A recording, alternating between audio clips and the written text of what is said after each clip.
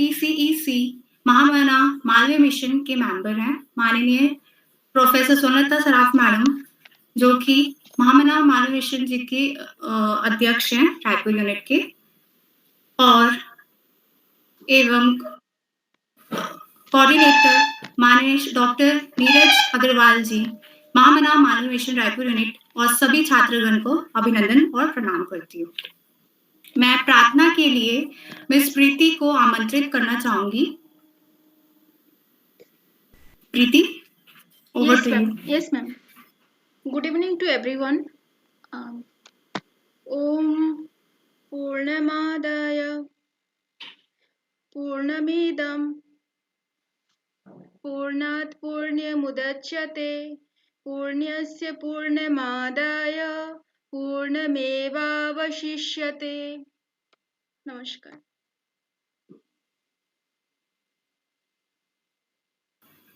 धन्यवाद प्रीति। क्रम में आगे बढ़ते हुए मैं बीएचयू कुलगीत के लिए तरंजित कुकरेजा को आग्रह करती हूँ कि वो बीएचयू कुलगीत को प्ले करे।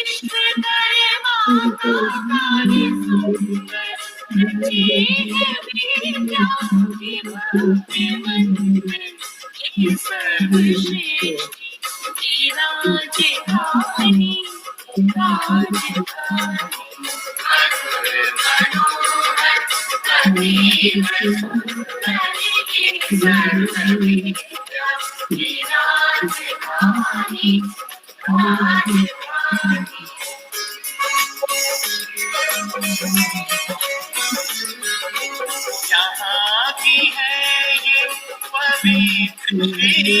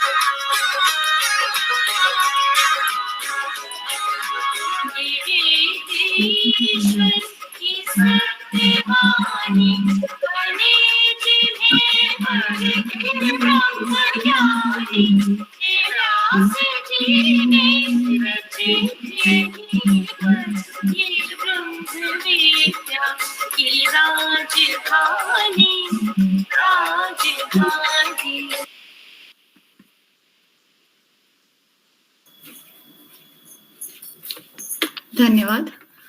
कार्यक्रम में आगे बढ़ते हुए मैं माननीय प्रोफेसर सोनलता सराफ मैडम जी से आग्रह करती हूँ कि वे अपना वेलकम एड्रेस से और कार्यक्रम के उपलक्ष्य के बारे में बताएं। Over to ma'am.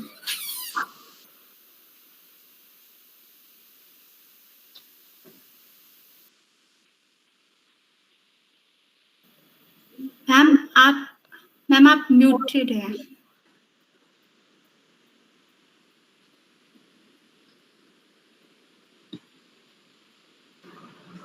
Now audible? Yes ma'am, yes ma'am. Yeah. Yes ma'am. आज हम सभी लोग मालवी मिशन रायपुर यूनिट के इस ऑनलाइन प्लेटफॉर्म पर मालवी व्याख्यान माला के अंतर्गत हम इस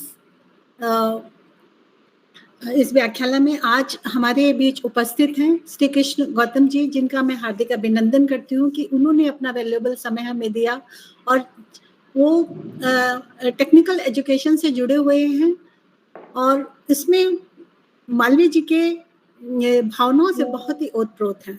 उनका मैं इस मंच पर स्वागत करती हूँ, अभिनंदन करती हूँ। आज हमारे बीच में हमारे रायपुर यूनिट से ही हमारे कोऑर्डिनेटर नीरज अग्रवाल जी जुड़े हैं, मैं उनका भी अभिनंदन करती हूँ। और इस छत्तीसगढ़ प्रांत के बहुत सारे स्टूडेंट्स जो मालवी जी के बारे में जानना चाहते हैं, उन सभी का मैं इस मंच पर स्वागत करती हूँ। हमारे बीच में हमारी टेक्निकल टीम तरनजीत और सरिता एंड हमारी एंकर आरुषि एंड हमारी प्रीति जो अभी प्रार्थना कर रही थी, बहुत ही सुंदर प्रार्थना उन्होंने की। इन सभी का मैं इस मंच पर स्वागत करती हूँ। हमारे बीच में बहुत सारे हमारे मेंबर्स भी हैं जिनका मैं इस मंच पर स्वागत करती हूँ।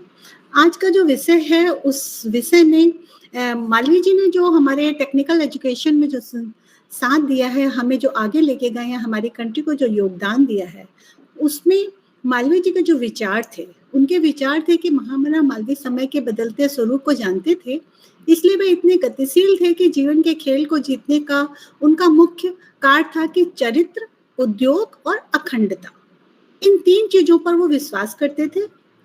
इसीलिए वो चाहते थे कि हम केवल दर्शक की तरह पूरी दुनिया को ना देखें, अच्छा हो या बुरा हो, हम सब यहाँ खेल खेलने आए हैं और हम अपना बेस्ट वहाँ पर दें। विश्वविद्यालय बनारस हिंदू यूनिवर्सिटी उनकी एक कृति है और इस विश्वविद्यालय में विज्ञान और प्रौद्योगिकी को बढ़ावा देने के सभी प्रयास भारतीय मूल प्रणाली का मूल सिद्धांत थे। जब इसकी रचना हो रही थी, उस समय पर जब शिलान्यास के टाइम पे डॉक्टर एनी बेसेंट ने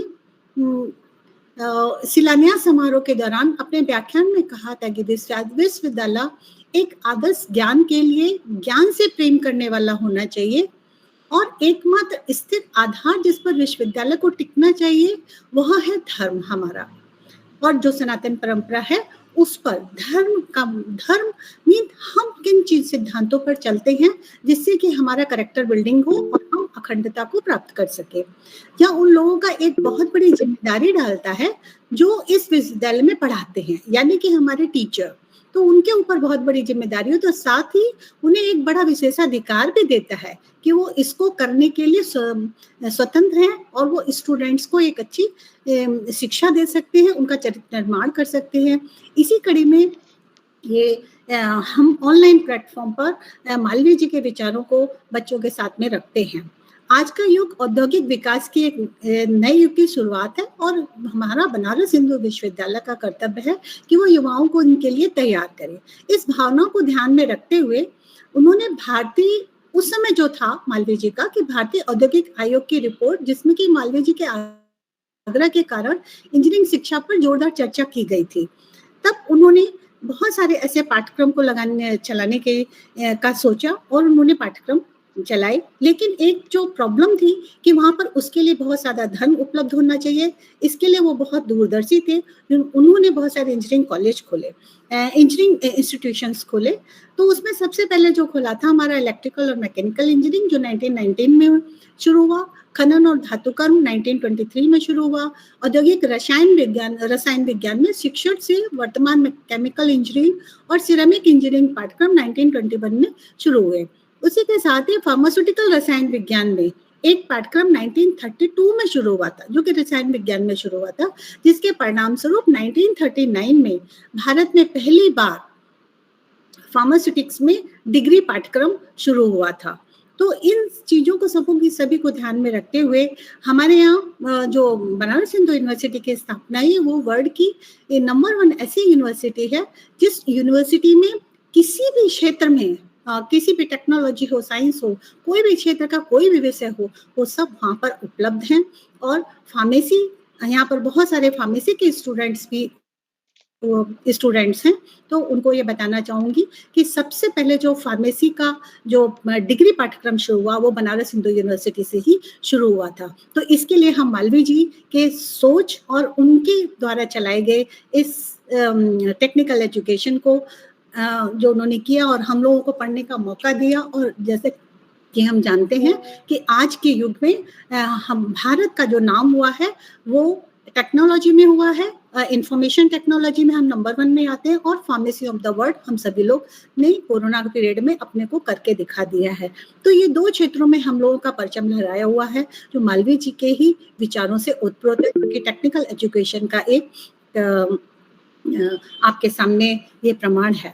तो ये थोड़ा सा छोटा सा एक ये था कि इस थीम को हमने रखा, और आज हमारे बीच में कृष्ण गौतम जी हैं जो कि टेक्निकल एजुकेशन से हैं। तो मैं उनके द्वारा हमें बहुत ज्ञान मिलेगा कि हमने टेक्निकल एजुकेशन में मालवीय जी ने हमारे देश के लिए क्या क्या किया और कैसे किया। तो यहीं पर मैं अपनी वाणी को विराम देती हूँ और सभी लोगों का थैंक्स करती हूँ कि उन्होंने इस प्लेटफॉर्म पर अपने ज्ञान को बढ़ाने का एक मौका लिया। Thank you so much. Over to you Adarshi. Thank you so much ma'am, आपने अपने सुंदर शब्दों से हमें साझा किया। आगे क्रम में बढ़ते हुए मैं माननीय श्री कृष्ण गौतम जी को आमंत्रित करने से पहले उनके बारे में 2 शब्द कहना चाहूंगी।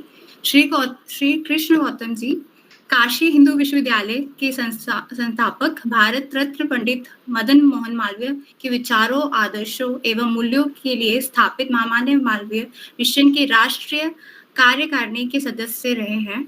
इन्होंने दयाल बाग इंजीनियरिंग कॉलेज आगरा से मैकेनिकल इंजीनियरिंग वर्ष 1981 डिग्री प्राप्त की है। भारत सरकार के विभिन्न मंत्रालयों में रेल मंत्रालय, वित्त मंत्रालय, ग्रामीण विकास मंत्रालय, सार्वजनिक वित्त, खाद्य एवं उपभोक्ता मंत्रालय में के सलाहकार और गैर सरकारी सदस्य के बतौर कार्य रहे हैं। इनके सुपुत्र सौम्य कुमार गौतम ने IIT BHU वाराणसी से वर्ष 2011 में इलेक्ट्रिकल इंजीनियरिंग की डिग्री प्राप्त की है, तथा इनकी पत्नी आभा गौतम जी भी BHU हिंदी विभाग में रिसर्च स्कॉलर रही हैं। इनका लगाव महामना मालवीय जी के प्रति और उनके आदर्शों पर चलकर समर्पित होकर कार्य रहे हैं।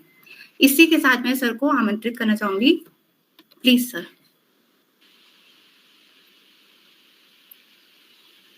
मैं सबसे पहले माननीय मैडम स्वर्णलता सराफ जी का बहुत बहुत आभार प्रकट करना चाहूँगा कि उन्होंने मुझे आज ये अवसर प्रदान किया और एक ऐसे मंच पे किया जहाँ से हमारी आत्मा जुड़ी हुई है। तो मैं आज के और यहाँ जो जितने हमारे अतिथिगण पधारे हुए हैं उनका मैं स्वागत करता हूँ, और हमारे जो और स्टूडेंट्स हैं, बुद्धिजीवी वर्ग हैं, उन सबका मैं अभिनंदन करता हूँ। मैडम ने वैसे विस्तार से काफ़ी बता दिया है तकनीकी शिक्षा के बारे में, जो हमारा काशी हिंदू विश्वविद्यालय का संस्थान है। इसमें मैं थोड़ा सा ही प्रकाश डालना चाहूँगा। भारत रत्न पंडित मदन मोहन मालवीय जी का तकनीकी उस शिक्षा के प्रति सबसे पहले मन में ध्यान आया कि अगर हम तकनीकी शिक्षा को देश में आगे बढ़ा देंगे तो हमारा देश आत्मनिर्भरता की तरफ बढ़ता चला जाएगा। तो उन्होंने एक इंजीनियरिंग कॉलेज खोले जाने की परिकल्पना की। उन्होंने सबसे पहले बनारस इंजीनियरिंग कॉलेज खोला, 1919 में प्रारंभ किया, और उसमें उन्होंने मेटलर्जी, मैकेनिकल इंजीनियरिंग और फार्मा 4 विषयों को पहले चुना। उन्होंने मेटलर्जी चुने जाने से ये फायदा हुआ कि और ये सबसे पहले भारतवर्ष में डिग्री कोर्स प्रारंभ करने का श्रेय ये हमारे काशी हिंदू विश्वविद्यालय को ही जाता है। उससे पहले कहीं भी बीटेक की डिग्री कोई भी संस्थान नहीं देता था। डिप्लोमा वगैरह तो शिवपुर वगैरह, रुड़की में भी डिप्लोमा था, लेकिन डिग्री कोर्स हमारे काशी हिंदू विश्वविद्यालय ने ही प्रारंभ किया। मेटलर्जी से निकले हुए इंजीनियरों ने आज हमारे को स्टील और बड़े बड़े उद्योगों में, जैसे ब्रिज निर्माण, इनमें जो आज स्टील का उत्पादन हुआ, उससे हम लोग बहुत बड़े बड़े निर्माण कार्य करने में सफल हुए। इलेक्ट्रिकल इंजीनियरिंग में उन्होंने स्वयं का अपना बिजली घर, पावर हाउस बीएचयू के अंदर स्थापित किया, और उससे बनने वाली बिजली से ही बीएचयू में लाइट जला करती थी, और उसकी चिमनी आज भी सुरक्षित है, जिसको अभी एलुमनाइज ने अपना पैसा कलेक्शन करके उसको मॉडर्नाइज किया है। तो वो अभी हमारे देखने के लिए लोग जाते हैं कि ये चिमनी आज भी 100 वर्ष पुरानी और ज्यादा हमारी अभी रखी हुई है। और इन्होंने तो इससे इलेक्ट्रिकल इंजीनियरिंग प्रारंभ करने से आज हम विद्युत के क्षेत्र में आत्मनिर्भर बने, और फार्मा के क्षेत्र में, दवाइयों के क्षेत्र में बड़े बड़े अनुसंधान हुए, और भारत के सबसे बड़े जो पद हैं फार्मा क्षेत्र के, बड़ी बड़ी फार्मा कंपनी है, उनके सीईओ हमारे काशी हिंदू विश्वविद्यालय से पढ़कर ही निकले हैं, और अभी भी बड़े उच्च पदों पर काम कर रहे हैं। उसके बाद में उन्होंने बहुत सारी ब्रांचें खोली, कोई ब्रांच लगभग बची नहीं थी। आपके केमिकल इंजीनियरिंग हो, फिजिक्स हो, केमिस्ट्री हो, साइंस की, विज्ञान की भी पढ़ाई उन्होंने वहाँ प्रारंभ कराई। और हमारे यहाँ के जो काशी हिंदू विश्वविद्यालय से निकले एलुमनाई, देश के जितने पब्लिक सेक्टर हैं, ओएनजीसी है, पावर ग्रिड कॉरपोरेशन है, कोल इंडिया लिमिटेड है, एनटीपीसी है, रेलवे है, मतलब सभी क्षेत्रों में इन लोगों ने CMD, chairman, director, Bharat petroleum, सब में इन्होंने पदों को सुशोभित किया है। आज भी उन पदों को सुशोभित कर रहे हैं। तो उससे हमारे देश की एक को नई प्रगति का आयाम मिला इनके ज्ञान का। और मालवीय जी के जो एलुमनाई निकले हुए छात्र थे, इन्होंने जगह जगह इंजीनियरिंग कॉलेज खोलने में बड़ी भूमिका निभाई। जैसे मैं दयालबाग इंजीनियरिंग कॉलेज आगरा का छात्र रहा, 1950 में दयालबाग इंजीनियरिंग कॉलेज आगरा विश्वविद्यालय के अंतर्गत खुला। उस समय न कहीं कोई प्रोफेसर मिलता था, न प्रिंसिपल मिलता था। सबसे पहले प्रिंसिपल हमारे बीएचयू से पढ़े हुए एलुमनाई बने, जो अमेरिका से पीएचडी करके आए थे, और सभी प्रोफेसर भी बीएचयू के ही पढ़े थे। तो उन्होंने एक आपके एमबीएम कॉलेज जोधपुर में खोला गया, गोरखपुर में महामना मदन मोहन इंजीनियरिंग कॉलेज खोला गया। मतलब बहुत सारे इंजीनियरिंग संस्थान खोले जाने में बहुत बड़ी भूमिका काशी विश्वविद्यालय की रही। और ये आज मालवीय जी की सोच का परिणाम है कि उन्हीं की सोच से आज जगह जगह इंजीनियरिंग की शिक्षा इतने उच्च गुणवत्तापूर्ण फैली है। अब एक एग्जाम्पल मैं और देना चाहूंगा कि राष्ट्रीय महत्व के संस्थान जैसे एनआईटी है, नेशनल इंस्टीट्यूट ऑफ टेक्नोलॉजी, इसमें NIT Kurukshetra, NIT Raipur, NIT Allahabad Prayagraj, NIT Patna, Indian institute of science technology research Shivpur Bengal, सभी में डायरेक्टर पदों को हमारे ही एलुमनाई जो बीएचयू से विभिन्न विषयों में डिग्री धारक थे, पीएचडी धारक थे, उन्होंने ही सुशोभित किया है। और उन राष्ट्रीय महत्व के संस्थानों को आईआईटी के बराबर उन्होंने पहुंचाने में कार्य किया है।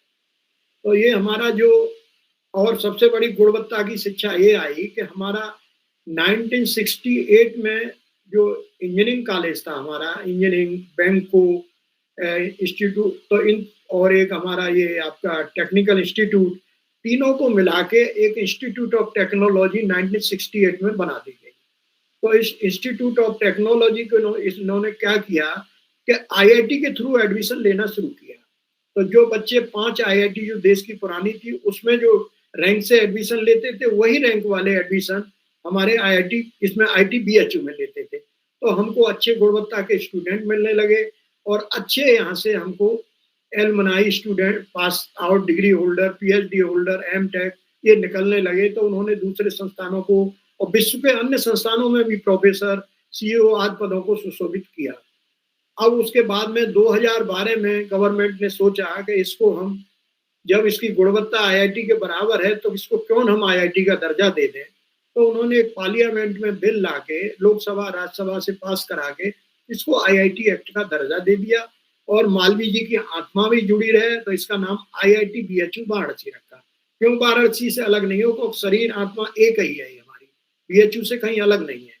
तो इसको देने के बाद में अब ये आपका 2012 से सेपरेट आईआईटी का इसको दर्जा मिल गया, सेपरेट फंडिंग शुरू हो गई है। तो इससे हमको ये फायदा हुआ कि आज हमको रिसर्च अनुसंधान के क्षेत्र में बहुत ज्यादा ग्रांट भारत सरकार से मिल रही है और सारे देश के आईआईटीज के बराबर बहुत सारे अनुसंधान केंद्र खुले हैं। मेरा भी कुछ राजनीतिक लोगों से बहुत अच्छा परिचय था, उनके माध्यम से मैं Malviya chair of railway technology जो मेटलर्जी के क्षेत्र में अनुसंधान कर रही है उसको खुलवाया। Centre of iron and steel, centre of excellence in iron and steel 31 crore रुपया मिला, 5 करोड़ रुपया हमको मालवीय चेयर के लिए मिला। अभी गवर्नमेंट ने आपके जो डिफेंस कॉरिडोर बनना है, उस डिफेंस कॉरिडोर की रिसर्च में 2 ही आईआईटी को रखा है, जिसमें एक आईआईटी कानपुर है, एक आईआईटी बीएचयू बनारस है। उसमें भी बहुत अच्छा हमारा मतलब काम चल रहा है और काफी बड़ा धनराशि हमको सरकार से मिली है। और हमारे अभी एक एनएचआई ने हमको रिसर्च प्रोजेक्ट दिया है। एक ब्रांच हमारे कॉलेज में अभी नहीं थी, इसमें आर्किटेक्चर, तो इसको अभी हमारे जो नए डायरेक्टर आए पीके जैन साहब, उन्होंने आईआईटी रुड़की के पार्टनरशिप में वो भी खुलवा दिया। अब कोई भी ब्रांच बची नहीं है, लगभग सभी ब्रांच हो गई हैं। और हमारे यहाँ इसरो हो, डीआरडीओ हो, कोई भी वैज्ञानिक संस्था नहीं है जो मिलकर रिसर्च नहीं कर रही है। अभी जो हमारा ये सोलर का जो रिसर्च होने जा रहा है उसमें भी हमारी बड़ी भागीदारी है बीएचयू की। और अभी चंद्रयान पे जो गए उसमें भी हमारे यहाँ की भागीदारी थी। उसमें हमारे एलमुनाई भी वहाँ बहुत अच्छे पदों पे काम कर रहे थे और यहाँ पे उन्होंने लेबोरेटरी भी अपनी इसरो ने खोली हुई है अपने आईआईटी बीएचयू वाराणसी में। तो हर क्षेत्र में हमारे बड़ा मतलब है। ये सब मालवीय जी की आज जो आत्मा आवाज थी, जो इच्छा थी, वो सब पूरी होती जा रही है। तो हम लोगों को इससे बड़ा खुशी का कोई अवसर नहीं हो सकता है। और परम पूज्य मालवीय जी को तो हम एक भगवान की तरह देखते हैं। ये हमारी मैडम आती हैं हर कार्यक्रम में दिल्ली, हमारी आस्था को देखती हैं, सभी लोगों की आस्था उनमें भगवान की तरह जुड़ी हुई है। और परम पूज्य अपने मालवीय जी के आशीर्वाद से हमारी ये संस्था और आगे बढ़े नित्य प्रतिदिन, यही कामना के साथ मैं आप सबको शुभकामनाएं प्रेषित करता हूँ। धन्यवाद।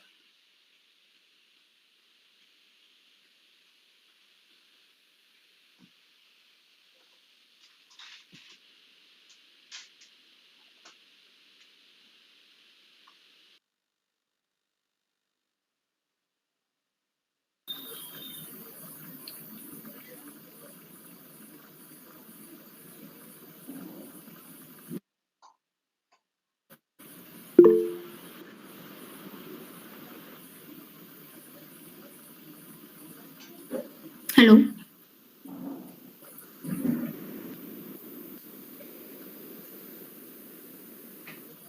धन्यवाद sir.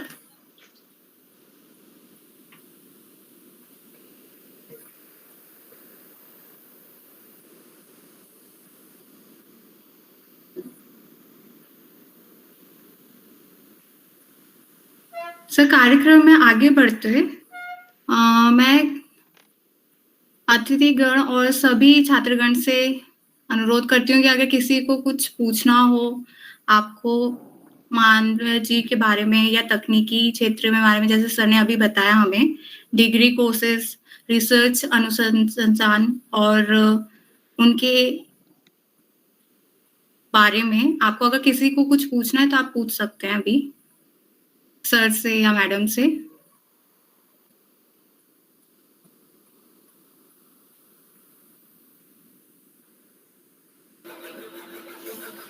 Good evening, ma'am.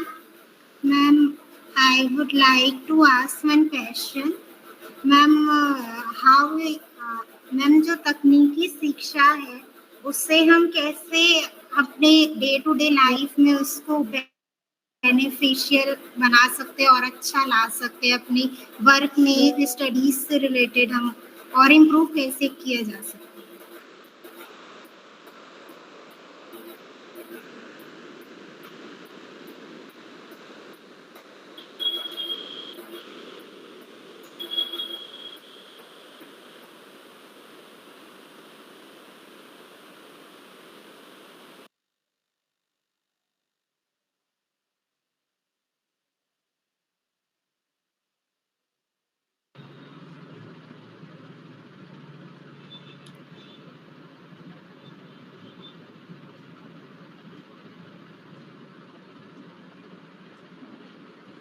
Sir सुनाई दे रहा है Vishnuvardhana sir? Ma'am hello? Yes ma'am हाँ हाँ जी, यस जी। मैम। सर हमारे यहाँ पे शिक्षा है, जो बच्ची ने पूछा है कि हमारे यहाँ जो शिक्षा है उसमें रिसर्च में कहाँ कहाँ है, तो वो चीजें हम कैसे इम्प्रूव कर सकते हैं, किस क्षेत्रों में कर सकते हैं? तो मैम मैं ये बताना चाहूँगा कि हमारे IIT BHU में एक सेंट्रल इंस्ट्रूमेंटेशन सेंटर खोला गया है। उसमें आपको सोफिस्टिकेटेड टूल्स वगैरह सब उपलब्ध हैं। वो देश के सभी इंजीनियरिंग संस्थानों के लिए खुला हुआ है। उसको ऑनलाइन देख के उसमें कोई थोड़ा बहुत जो चार्ज है वो लगता है, और वहाँ जाके रिसर्च स्कॉलर उसमें भी काम कर सकते हैं। और एक देश में सबसे पहले सुपर कंप्यूटर परम शिवा है, ये भी IIT BHU में स्थापित हुआ है। उस पर भी जाके कोई भी स्टूडेंट कहीं का देश का रिसर्च में काम कर सकता है। तो ये सुविधा सबके लिए, देश भर के लिए खुली गई है। और समर वैकेशन में जाके 2 मंथ्स का कोर्स भी जाके IIT BHU में प्रोफेसर की रिकमेंडेशन के आधार पर हर किसी भी ब्रांच के लोग हैं जाके कर सकते हैं। अब आपके जैसे यूनिवर्सिटी आपकी रिकमेंडेशन होगी, तुरंत IIT BHU ले लेगा। 2 महीने के लिए समर में स्कॉलरशिप भी देता है, रहने के लिए हॉस्टल भी देता है। हाँ।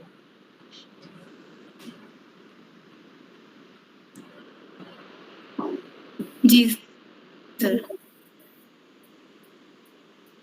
और किसी थैंक यू सर। छात्रगण को किसी को पूछना है? बहुत अच्छा मौका है सर से आपको नॉलेज प्राप्त करने के लिए। तो मैं आग्रह करूंगी कि आप लोग प्लीज क्वेश्चन पूछिए सर से। आप good evening sir. Good evening. Sir ये कोर्स के लिए जब ज्वाइन करना है तो इसमें अपन को सिलेक्शन बेसिस पे होगा सर? ये जो डिग्री कोर्स के लिए? तो सर 2 मंथ्स के कोर्स के लिए। 2 मंथ्स के कोर्स के लिए समर वैकेशन में होता है। समर में आपको क्या कहते हैं, अपने किसी प्रोफेसर की रिकमेंडेशन लिखवा के और वहाँ अप्लाई कर देना है, और 2 मंथ का एक रिसर्च प्रोजेक्ट रहता है, उस पर कुछ पैसा भी मिलता है। जैसे प्रोफेसर के पास में कोई प्रोजेक्ट है, 1 करोड़ उन्हें फंडिंग मिला है भारत सरकार से, तो उसका कुछ थोड़ा बहुत पैसा भी देते हैं वो सबको, जो समर में जो रिसर्च करते हैं बच्चे। और 2 मंथ्स का बढ़िया रिसर्च हो जाता है उसमें। आप अच्छी गाइडेंस होती है, उसमें आपका रिसर्च पेपर पब्लिकेशन का भी एक अच्छा मौका मिल जाता है। Yes sir. हाँ, जैसे मेरा बेटा IIT BHU में पढ़ता था इलेक्ट्रिकल में, उसने IIT दिल्ली में किया था 2 मंथ्स का समर कोर्स, तो IEEE में उसका रिसर्च पेपर निकल गया था, सेकेंड ईयर ही में निकल गया। तो थोड़ा अच्छी गाइडेंस से ये फायदा मिल जाता है। तो फिर आपको क्या है कि आगे चल के स्कॉलरशिप वगैरह भी मिल जाती है, फॉरेन में जाने का अच्छा चांस भी मिल जाता है। जी सर। हाँ, तो वो तो IIT BHU के लिए मैम ही काफी है रिकमेंडेशन के लिए। जी सर। और कोई जरूरत होगी तो मैं भी कोई तैयार हूँ, हमारे बहुत लोग हैं। जी सर। मैं एक एड ऑन कर दूं सर, बहुत ही इन्फ्लुएंशियल है। आप उनसे टेक्निकल क्षेत्र में कहीं पे भी कोई भी जरूरत हो, रिसर्च क्षेत्र में, एजुकेशन में, ट्रेनिंग में, तो सर आपको हर जगह पे आपको गाइडेंस दे सकते हैं। आपका जो क्षेत्र है उसमें जहां भी जा सकते हैं, सेंट्रल रिसर्च लेबोरेटरीज जो भी होंगे। Yes ma'am.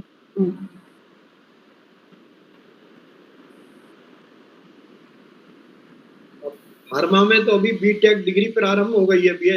ये पहला संस्थान है जो BTech डिग्री दे रहा है IIT का।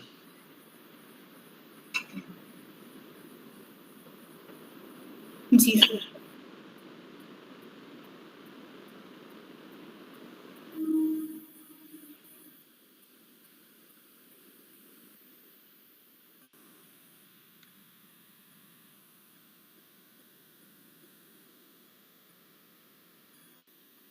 आगे बढ़ते हुए मैं डॉक्टर नीरज अग्रवाल सर जी को आमंत्रित करती हूँ कंक्लूडिंग रिमार्क और वोट ऑफ थैंक्स के लिए। Please sir.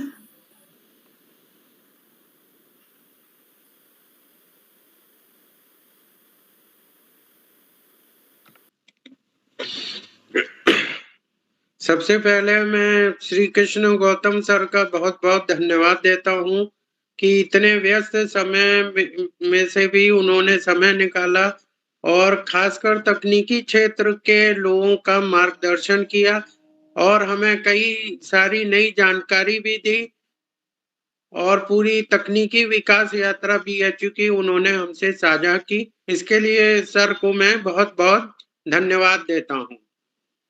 और जैसे सर ने बताया कि अभी 2 महीने का समर कोर्स भी हो रहा है, तो ये बहुत ज्यादा बेनिफिशियल है। जो रिसर्च स्कॉलर हैं उनको इसमें जरूर से करना चाहिए, क्योंकि एक अच्छे संस्थान से जुड़ना अवश्य ही चाहिए। किसी भी तरीके से जुड़िए, लेकिन जुड़िए जरूर। तो इसके लिए पुनः मैं धन्यवाद देता हूँ सर का, और स्वर्णलता मैडम का मैं बहुत बहुत धन्यवाद देता हूँ कि उन्होंने मुझे ये अवसर प्रदान किया कि मैं इस मीटिंग में सम्मिलित हो सकूं और अपने कुछ विचार दे सकूं। इसके लिए मैडम आपका बहुत बहुत धन्यवाद, और पूरी टेक्निकल टीम का भी बहुत बहुत धन्यवाद, जो उन्होंने इतने अच्छे से सब अरेंज किया और इतने संयम के साथ सब सुना। उन्होंने बहुत अच्छे से इन्होंने किया, कहीं पे भी किसी भी प्रकार की कोई भी दिक्कत नहीं आई। इसके लिए बहुत बहुत धन्यवाद। और मेरा यही है इच्छा कि इस प्रकार के मीटिंग ऑनलाइन होते रहना चाहिए, जिससे कि नए लोगों का मार्गदर्शन हो और हमको भी पता चले। जैसे कि तकनीकी विकास यात्रा सर ने इतनी अच्छी बताई, वो हमने कभी देखी ही नहीं थी। अभी हमको पता चल रहा है कि ऐसे ऐसे हुआ। कुछ कुछ पता था, लेकिन इतना नहीं पता था जितना सर ने वृहद स्तर पे हमको बता दिया। पुनः आप सभी का बहुत बहुत धन्यवाद, जो आप लोग सम्मिलित हुए और इस तरीके से इस यात्रा में शामिल हुए। धन्यवाद। धन्यवाद सर। पुनः मैं प्रीति से आग्रह करूंगी कि वे कल्याण मंत्र ले आए।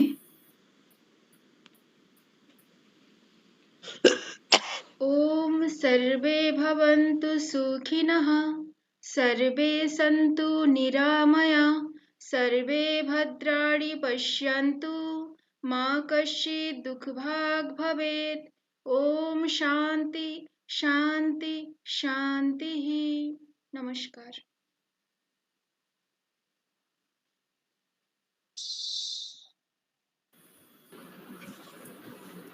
आप सभी का सादर नमन। और इसी के साथ आज का ये कार्यक्रम समाप्त होता है। धन्यवाद। धन्यवाद मैं माननीय श्री गौतम सर जी को करती हूँ, madam professor Swarnalata Saraf madam ji, और हमारे coordinator sir Neeraj Agarwal sir, और सभी छात्रगण को नमस्कार। Thank you sir for giving us wonderful time और हमारे साथ ये अपनी जानकारी को शेयर करने के लिए। Thank you sir. Thank you sir.